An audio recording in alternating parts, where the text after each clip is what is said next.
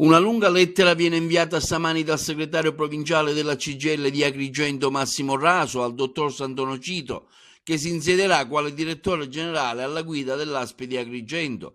Oltre agli auguri di buon lavoro, Raso fa anche l'auspicio che si possano costruire rapporti positivi per affrontare in uno spirito di condivisione i problemi immensi di un'azienda che conta 5 ospedali, un vasto territorio e 7 distretti sanitari di base.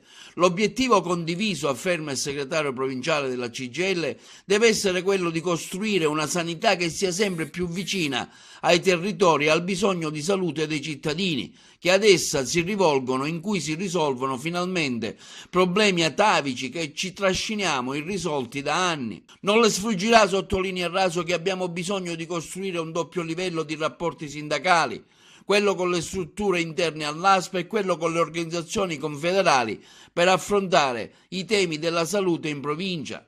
Ci dispiace però dover evidenziare sin da subito una criticità, sottolinea Massimo Raso. Abbiamo saputo in queste ore da parte di alcuni utenti che è stato chiuso l'ambulatorio di reumatologia dell'ospedale di Agrigento. Vorremmo capire, afferma Raso, come questo sia avvenuto e se si è tenuto conto delle conseguenze che questo ha sull'utenza. Siamo sicuri, dottor Sant'Onofrio, che ella vorrà e saprà avviare un nuovo inizio nel quale la qualità dell'assistenza sanitaria rappresenti la stella polare cui uniformare atti e comportamenti. Non vediamo, conclude Raso, l'ora di avere uno scambio di vedute e di avviare questo confronto e questo rapporto.